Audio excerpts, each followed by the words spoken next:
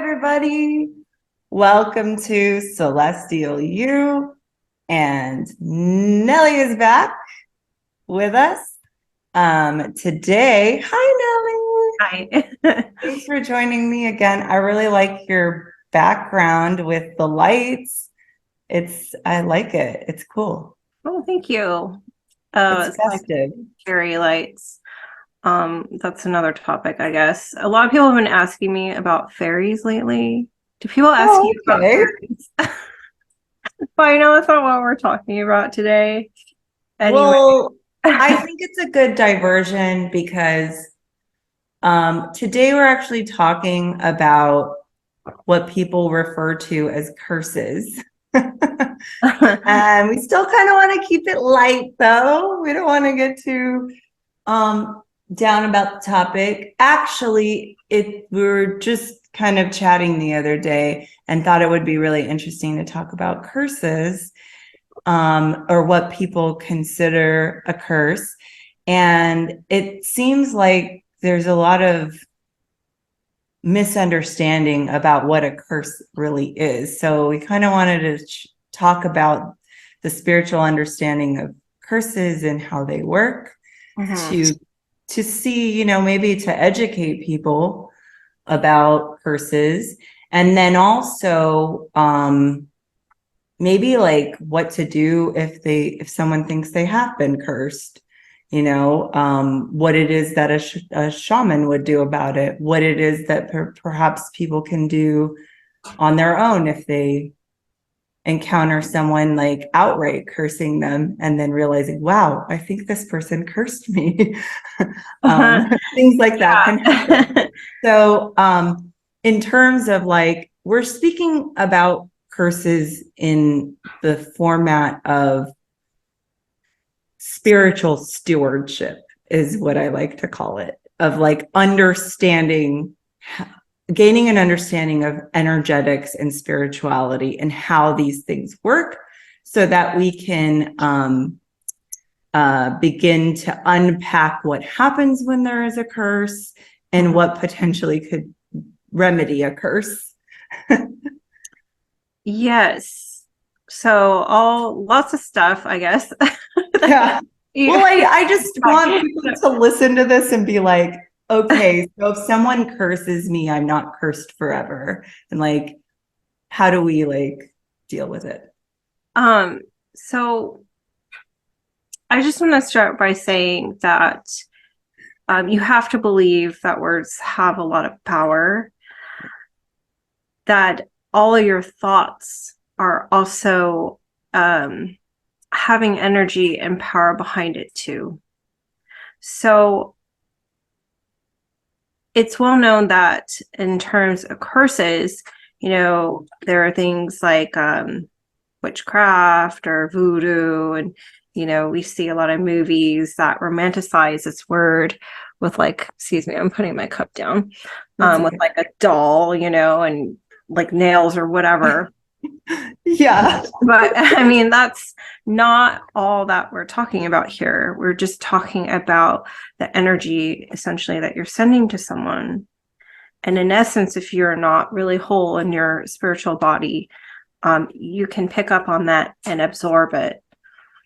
So let's take, for instance, some thought forms that we have society, as a society, right? A lot of it, well, I don't want to talk about religion because I don't want to like give it a bad name. I mean, it's totally fine, but some of it does come from, women needing to be chaste or women not needing to be seen. Yeah. And so imagine like this kind of like, it's like a covenant, an agreement amongst people in a culture that women need to be a certain way. They need to wear a certain thing or behave a certain way, for instance. And men as well, right? Yeah, this is timely discussion because of what's going on in Iran. Yeah. So, I mean, and it's so powerful that when somebody steps out of it, the people around them, a vast majority, for instance, will get so upset. In fact, I think I was just watching the show, a news commentary about someone swearing in Canada. And in that country, you have to swear in and pledge allegiance to the Queen, and she didn't want to. And the people around her were just so adamant that she pledge allegiance to the Queen. The Queen of England? Yes. When for Canada, they do that? Yes. So she took offense because she is Indigenous. I believe this is how the story goes. And so they were so offended by it, they made her say the exact words that she was supposed to say on a card. Didn't matter how she said it. You have to say this in order to serve office. And so these are like covenants and things that we have as a society that get ingrained with it. I was thinking of that ridiculous thing that they used to say, where they would be like, they would say, like, in England or whatever, they would say, whatever. And then they would say what they're saying, long live the Queen, long live the King. Like they would always like, like. I don't want to be offensive to people from that country. I'm just saying, as for example, we all have covenants of things that we do and that we say that but like, it's interesting that is like something that was so deep in the culture that like after they would say anything, they would be like, long live the Queen, long live the King kind of thing.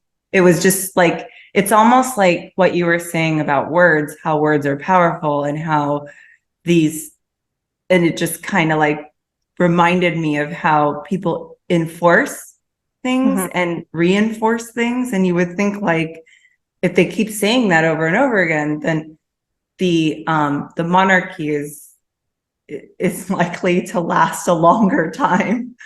Right. And this is why, things like social media is very powerful, right? It's just words or image on a screen, but it carries a lot of force behind it because of the emotion that is behind it, right?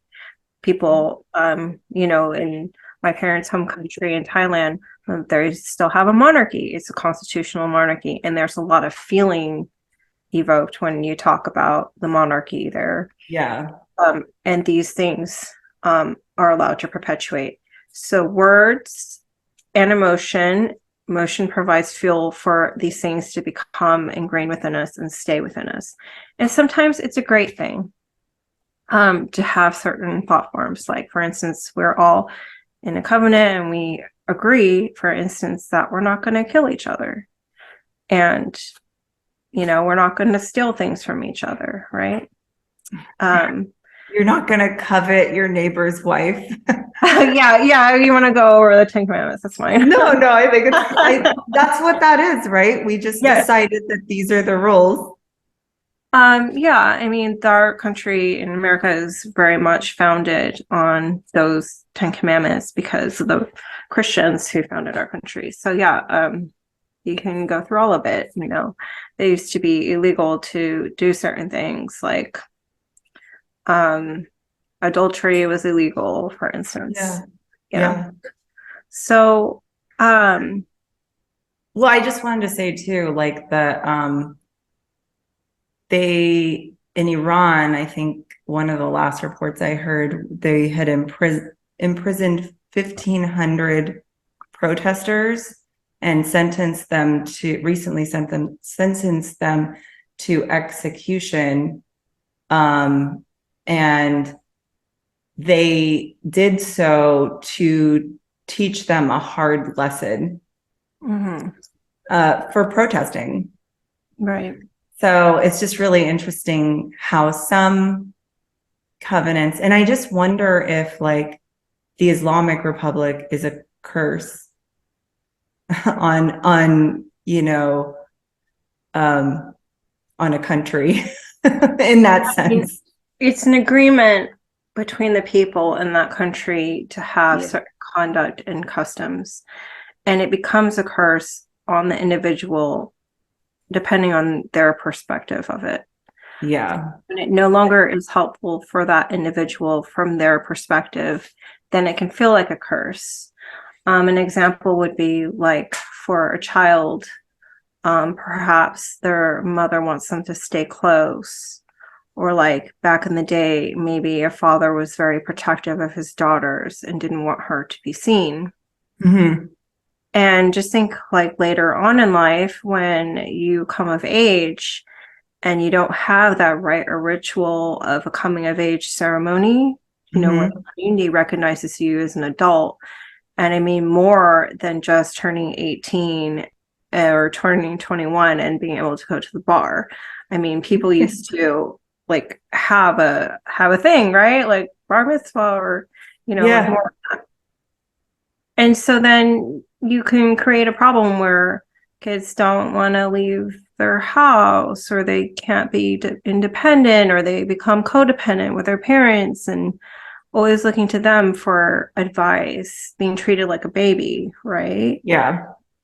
So when they're young, of course, it was very helpful because it prevented them from running out into the road or going too far. But when they're adults and needing to be independent, they're not able to do that.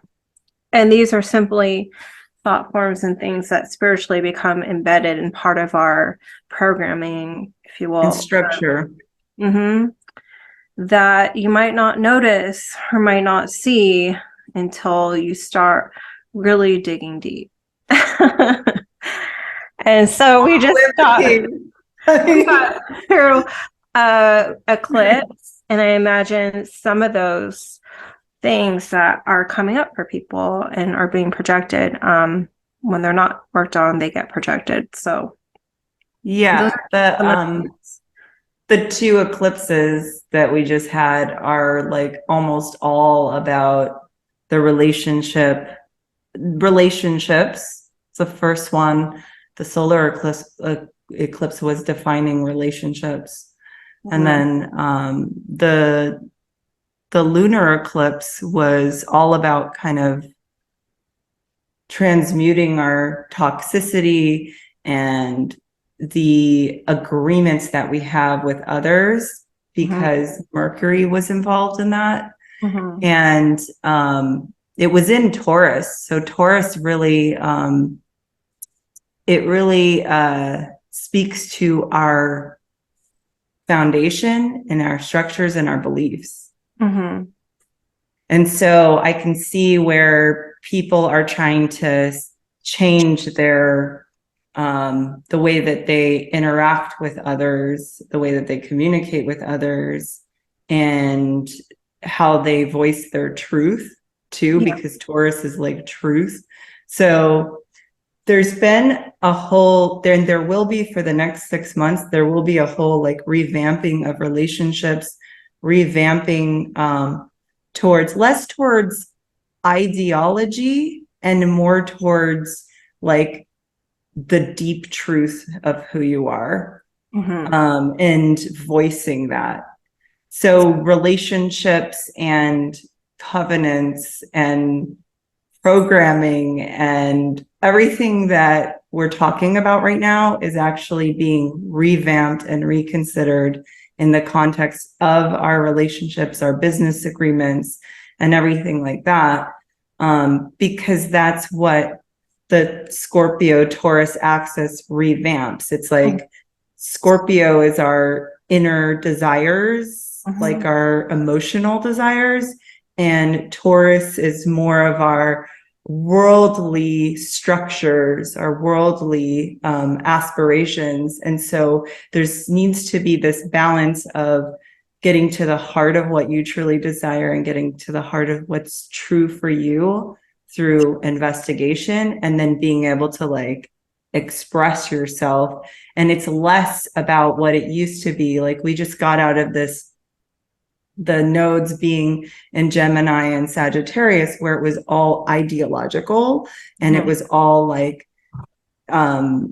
more about like, this is my truth, but this is my truth. But it was more in the sense of like ideological divide. And now it's coming down to like, whatever you say you are, whatever political, whatever factions, whatever religions, is that really working for you? Like, does that really, like, from a very deep, because Scorpio is kind of like getting to the underbelly of our emotions and digging that out and pulling it out and saying, when you get to brass tacks, I don't care if you're a Republican, independent, Democrat, or if you're this or that, or none of that matters, because are you truly doing what you think is right and good for you? And so our voice is being reconstructed, and some of these structures have already fallen. And that's already been the play, you know, through COVID and all that. A lot of the structures have fallen, and a lot of people are questioning their own programming. So now it's a really good time to kind of like revamp and say, wait a second, I don't believe what I used to believe. That was almost the last eclipses we had along the Gemini Sagittarius axis.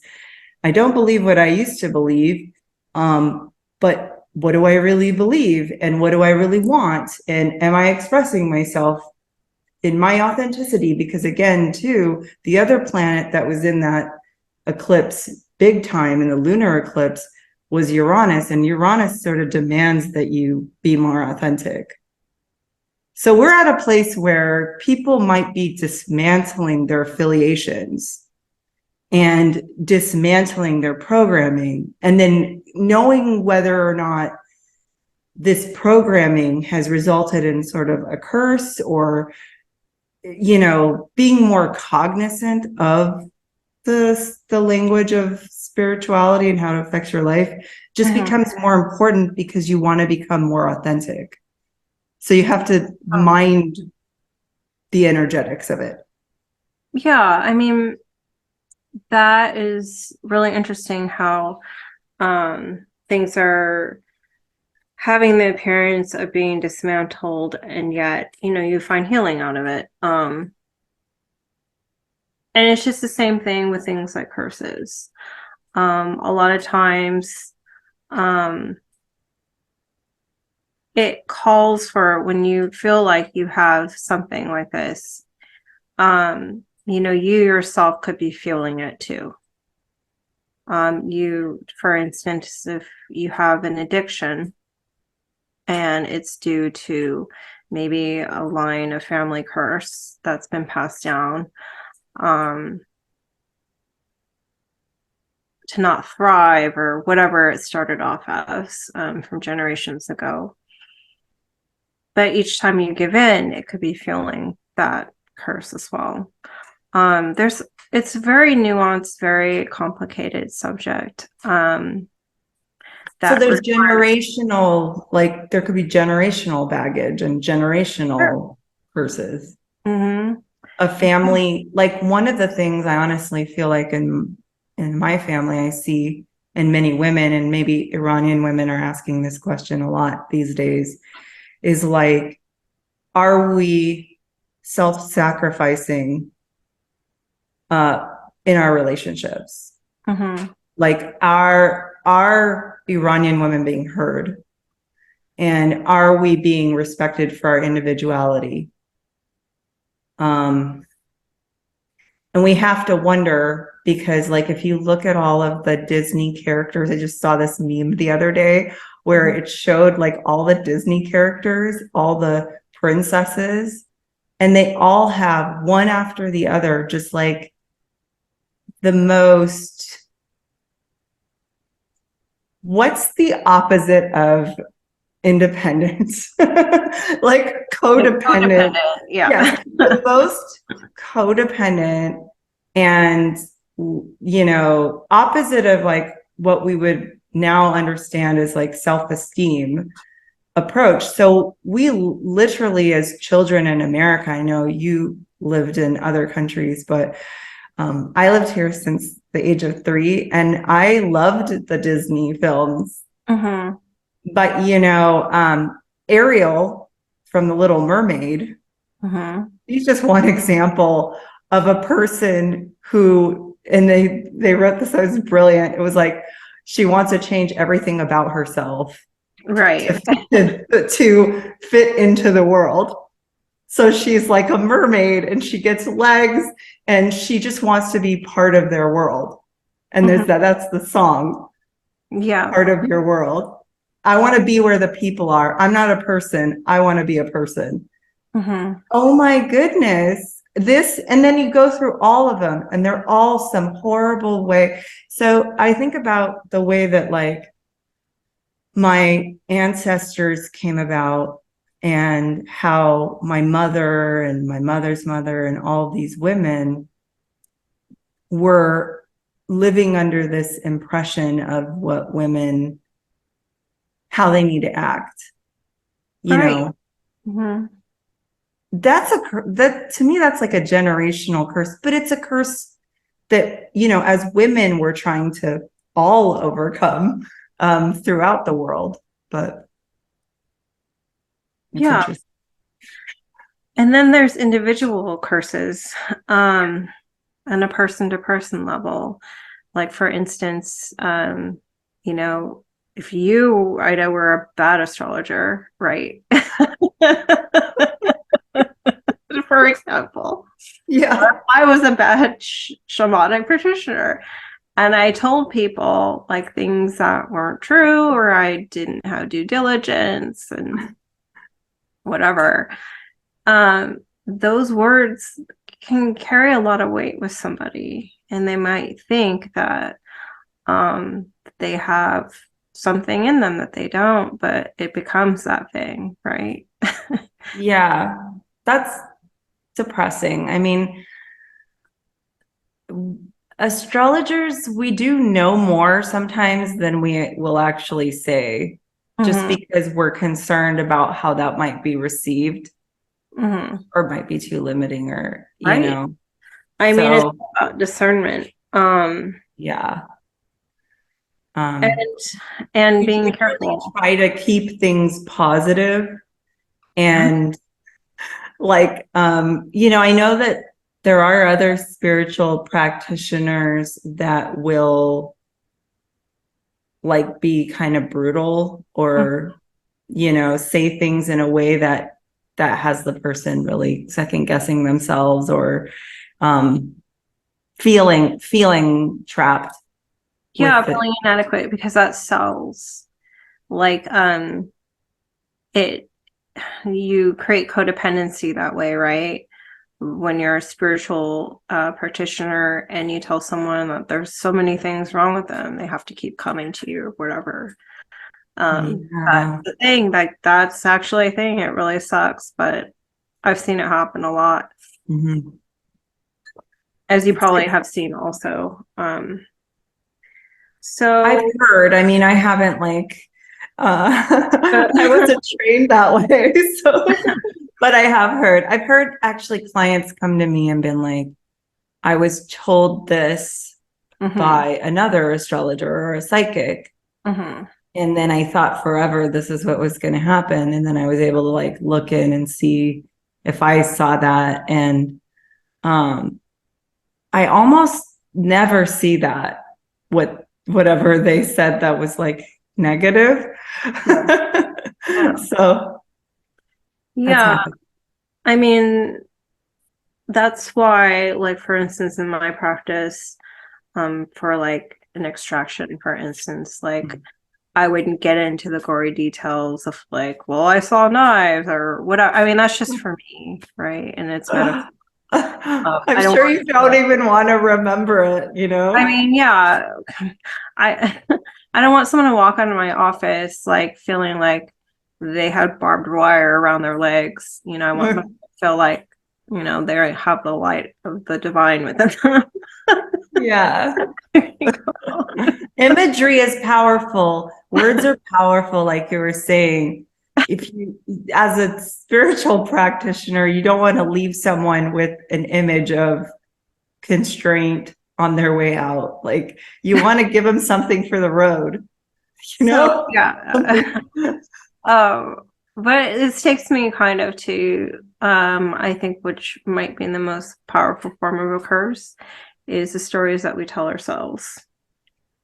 So sure, maybe something is something your mom told you when you were younger, for instance, like you'll never be a doctor or whatever, like your grades aren't good enough. But those things wouldn't have weight and power over us unless if we took them in and maybe really believed it and kept reinforcing it over and over again. And in that sense, it becomes a self curse, right? You keep giving it power, you keep giving it weight and fuel to just continue on. And maybe it then snowballs over time and starts affecting other aspects of your life. So not only will you never be a doctor, but you'll just never be good enough. Maybe you'll never thrive in a relationship. You'll never get married. You'll never lose the weight. I've seen people like carry these limiting beliefs, and they're usually subconscious, even like they may have said things or thought things in the past, but a lot of times they're not even aware that they're carrying that limiting belief until you ask them like some questions about like what is your thought around that? Like, what do and then, sometimes deep into that, and then they'll be like, well, I think I've just always felt this way. And it's like, oh, that might be a self-fulfilling prophecy. Yeah. So there's lots of practices and things that help release these types of thought forms.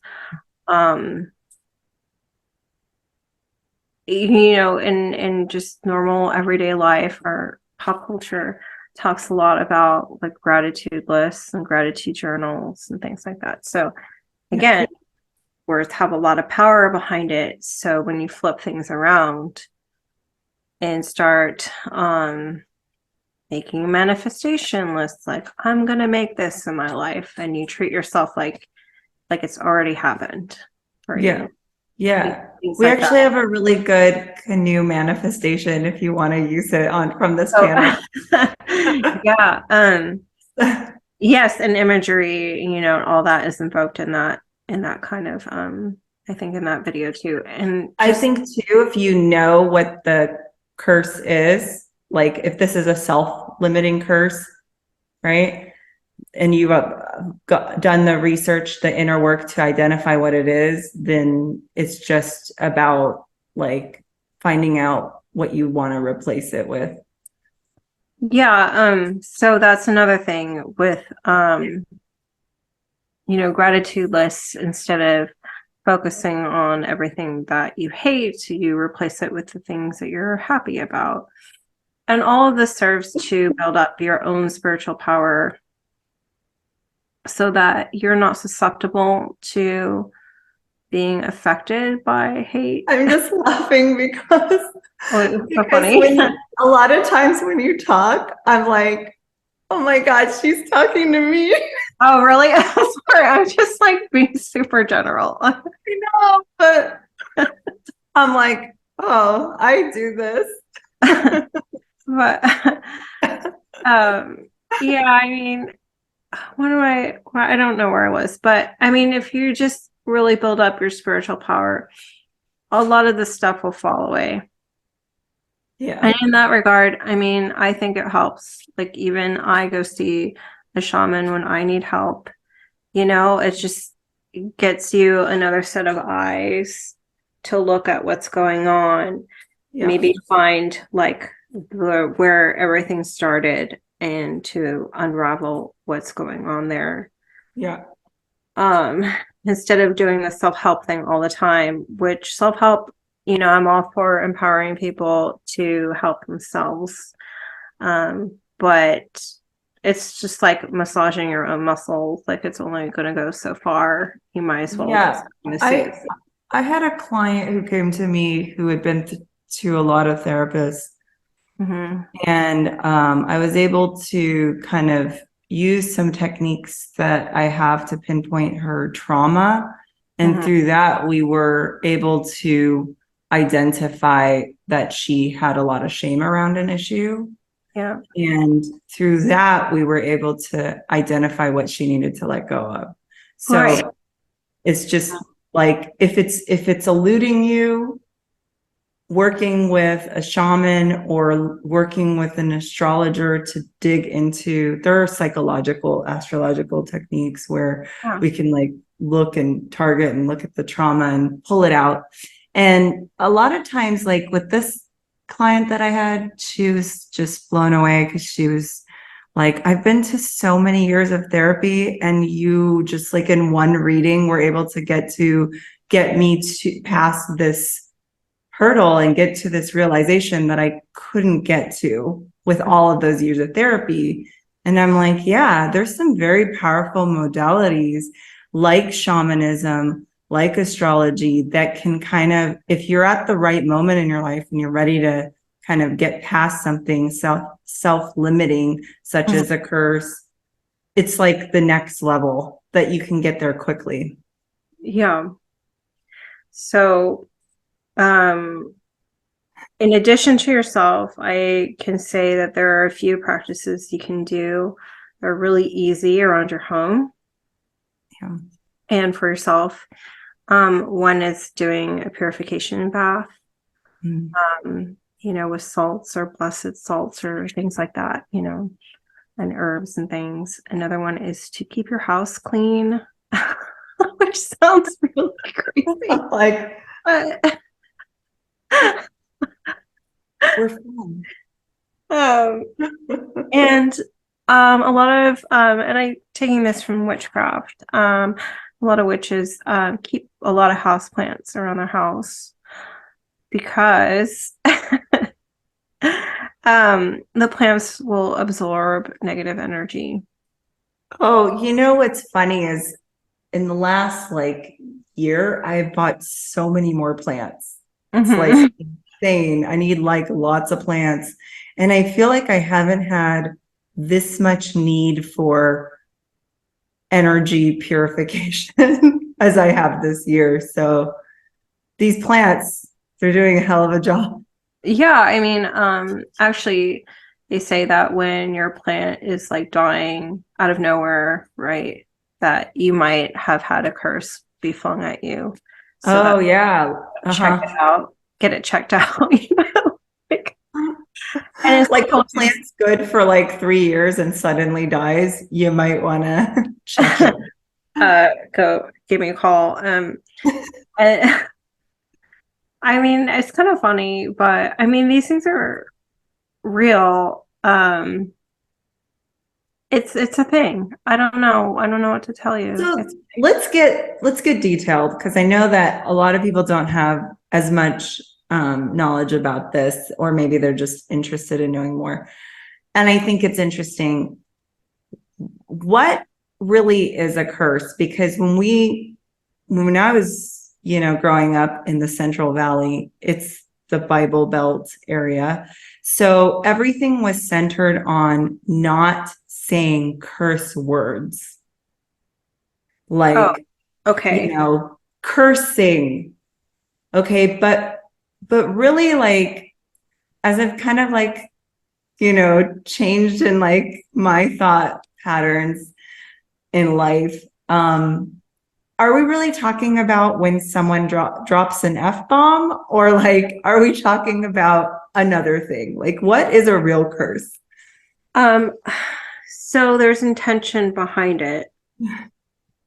And that is a very essential thing. It's fuel, right? Yeah. Deep emotions, intention, and being flung at someone, even yourself. So let's say, it's not just F, but F this person. Yeah. That's the thing. Or you have like a comic thing would be having like a dartboard with someone's face on it, and every time that's right. I've seen people do that. You're cursing them that way. And maybe you're not that powerful and you can't really affect them or whatever, but that would be an example. And I've heard people say, like, this is kind of a light form of a curse because it's not as like direct, but they'll say, well, I hope karma gets them.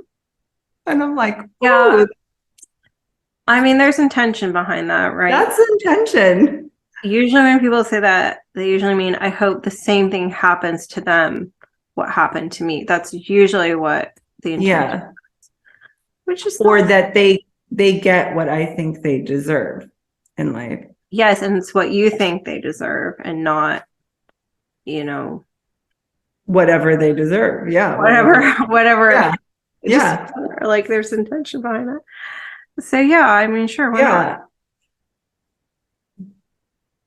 No, I Yeah. think so yeah, so I think that's a good distinction is if you say like if I just say like um you know, what the hell as an emphasis word, Mm-hmm. that's different than if I had said go to you person, you know, or Hew double hockey stick. Like, hockey stick. yeah, Well, I don't even want to say it in that tone, but like if I direct it to a person, Mhm. like this is what I'm getting at is honestly, people don't quite understand sometimes that when we direct negative thoughts or words toward a person with the intention of anger, malice, any of these things, right? Um, uh, Manipulation, these kind of lower emotions. That's where I see the potential for an actual curse, which is funny because when I was like growing up, there was this like, there's this thing that people used to do where they'd be like, if you curse, put money in the jar. Mm-hmm. But that is essentially meaningless. Saying words that aren't directed at people for emphasis, even if it is a curse word, is not cursing a person, you know? Yeah. Mm-hmm. Yeah, I get it. I mean, it's really about the intention and feel your emotion that you have behind it. Yeah. So one, I would say there has to be a target Mm-hmm. of a person or A place or a thing. a place or a thing or an animal, poor thing, you know, like I don't know why these people are cursing animals, but they should stop. I'm sure they But do. even water, Mm-hmm. right? Because water takes on the energy of what we send it. So we want to send lovely thoughts to our water, right? So everything has sentience. And if we pour negativity or direct it towards a person, place, thing, whatever, then we are in essence levying a form of a curse. Now it can get more elaborate than that. So I don't know if you have examples of that, but I see common people they do curses out of anger, and in the moment it's kind of like a spiritual crime of passion. um it's not necessarily, they don't even sometimes understand that they did it afterwards. It was done in like in the heat of the moment, in the heat of their anger. Other people are doing them intentionally because of just like I see, because they're so angry at a certain person, usually. Mm-hmm. Maybe that person has been abusive and they just have a really strong negative emotion. It's like I was telling Nelly before, it's kind of like if you have a rope between you and the person and you're playing tug of war and you're angry. And like the only way that ever resolves if it is, you know, you've got this tug of war and like one person just goes, I'm not going to do it anymore. And then the Mm-hmm. whole thing kind of just, it's not activated. Right. I mean, it has So, to do with fuel, right? yeah. If you as a person hold on to let's say someone cursed you. Huda. They wish for, and I'm not looking at you, I wish for your practice to never succeed or whatever. Like, Yeah. you were so angry at that person and you were just sending bad thoughts, It's like this Yeah. thing, it's like it's perpetuating itself, right?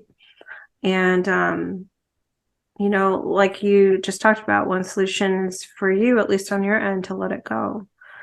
And forgiveness is very powerful in that way, and your ability to let things go.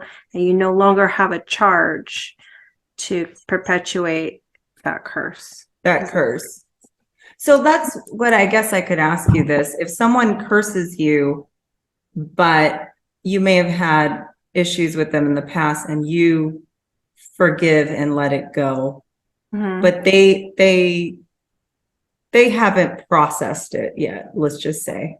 They're still in like the last thing they did was curse you in their mind, and they still haven't moved on from this. How does it affect you, and how does it affect them?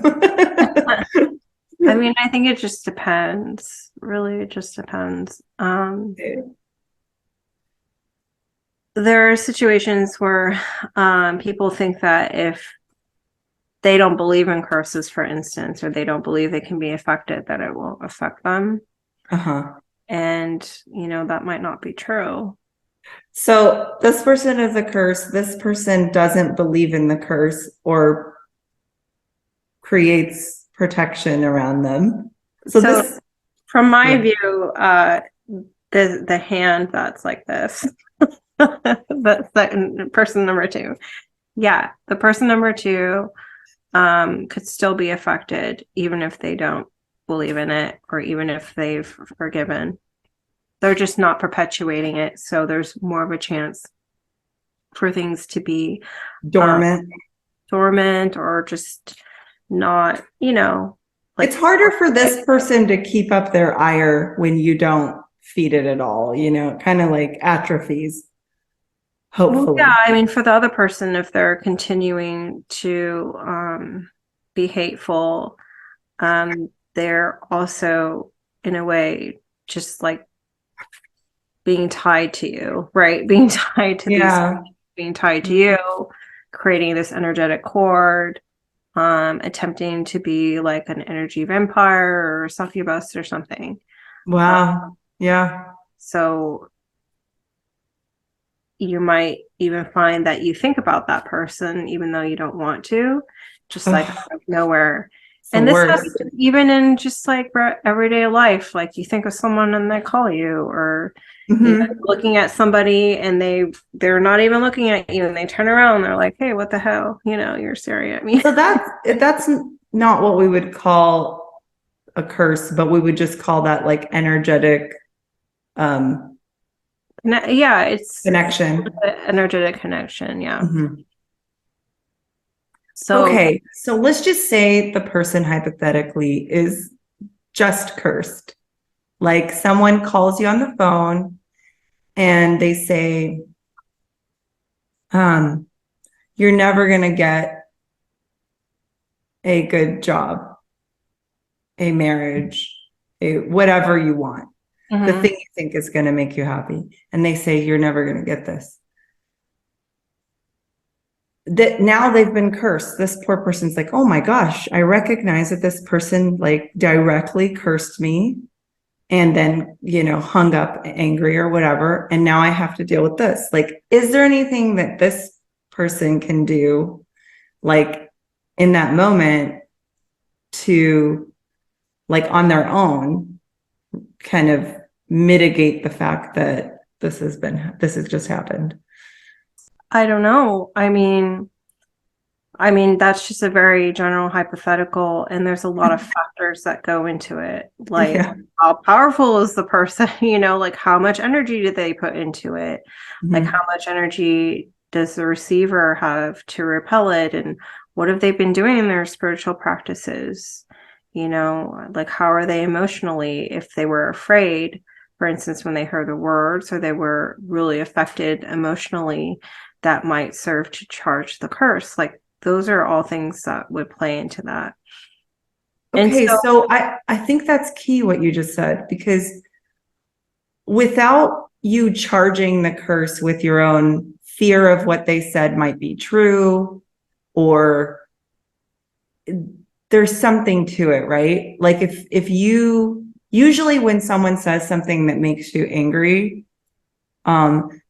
it's the thread of truth, the part of yourself that hasn't overcome whatever it is that it's like they're bringing out your own fear. So if you theoretically conquer this fear or retrain yourself, to let that fear go, then you can't fuel the curse as much, Yeah, I mean, it's a very complicated thing because it's a very individual basis, right? Yeah. Like when you have protective measures, you're going to need them in place before you're going to be cursed. Do you know what I mean? Like, and you got to remember to put your shields up. Yeah, I mean, I like protecting your home, like you want to have a lock and key way before someone's going to break in. It's not like you get cursed and you're like, oh shit, I gotta go take do all these measures and stuff. I mean, I need to meditate now and do all that stuff. Like it's helpful to have a spiritual practice way before. Now, that someone has said some nasty words to you, and I mean, I would think you would at least go through the process of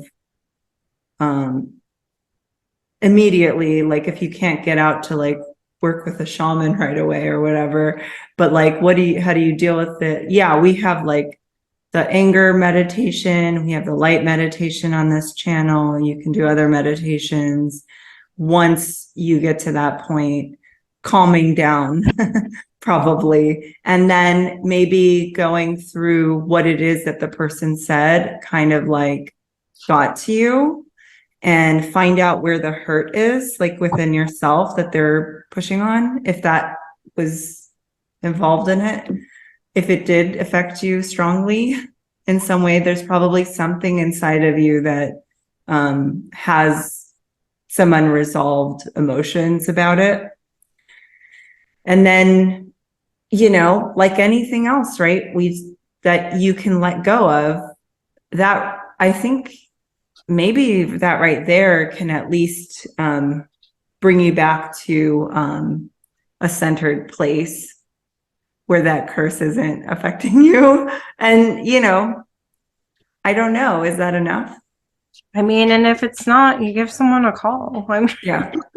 If it keeps being a problem, but that's the thing. Like, I feel like if you're doing a lot of work and inner work and spirituality, and you've had a lot of clearings and some investigation into your ancestral spiritual history and letting go of that kind of thing, then you may not be carrying around a lot of potential avenues for people to curse you, but it can happen. I just want people to have some like idea of what they might do to handle it. For me, whenever I get into an altercation with someone and something's said, or I feel like someone is saying things about me that might not be charitable, that might result in this kind of thing, I usually try to pinpoint what it is that it was affecting me about that conversation and settle those emotions within myself. And then I find that, and then, obviously the other thing too is like, if you meet this kind of attack with more of an attack, then that's going to escalate things. So I would imagine to de-escalate things, you would take down your anger, get into a centered place and think about ways in which you can release the conversation or what you think is happening. But it's complicated because it depends on your scenario and why it is you're being triggered potentially. Yeah, I mean, what you're speaking to is a very like, what do you do immediately after you have an altercation, which it doesn't necessarily It result. doesn't have to be that way. Yeah. It doesn't, necessarily result in essentially an intrusion within your energy body. And what I'm talking about is building up your spiritual body and and yourself so that these things don't affect you over time. Yeah. Because we live in a world with lots of people, 8 billion people. And if you ever driven on the freeway, you probably have cursed somebody before or subject to a curse. I know. Like, it's just little things like that. And like for me, from a shamanic perspective, for instance, like power animal retrieval, you would bring your power animal with you everywhere, perhaps like as a one solution. Or some people work with angels or saints, they call on their projection. Or some people work with different spirit guides or ancestors. They would ask for their protection, as well as maybe making an amulet or going to a river and asking the earth for cleansing, or working with the light and asking for cleansings that way. And when those measures, your everyday measures, are not working and there's a serious problem, that's probably when, you might want to consider calling someone and seeing what's going on, to just take a second look at what's going on with you. So I wonder too, like, so some of the factors might be how strong the other person is when they do this, how much power they have relative to how much power you've accumulated in your own, let's just say, positive spiritual practice, like your spiritual fortitude, maybe. Oh. Mm-hmm.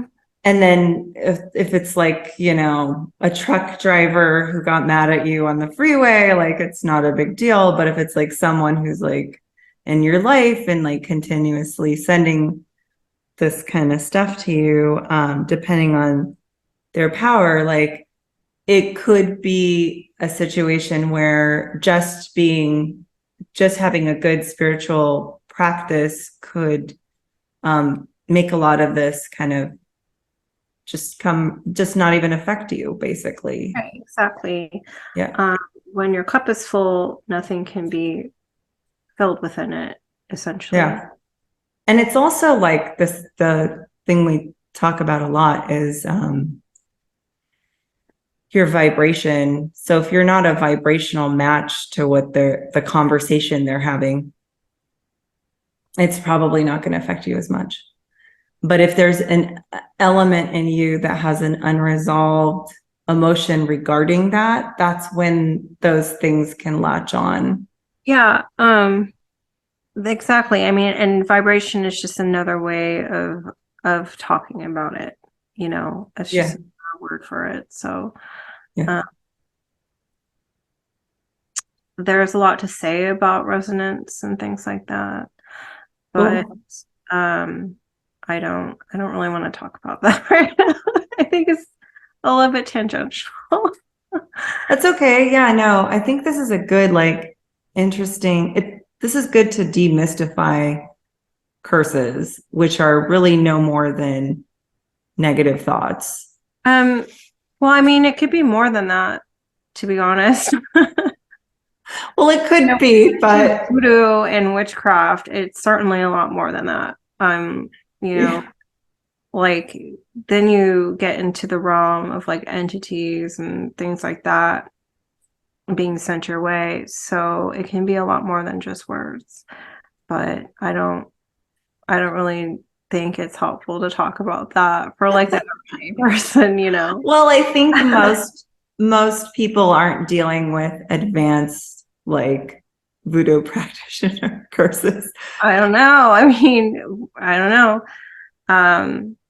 But if you are, Nelly can help you with that. Yeah, I always get the hardest things, you know. You do. Oh, everything else failed, so I called you, and I'm like, okay, thanks.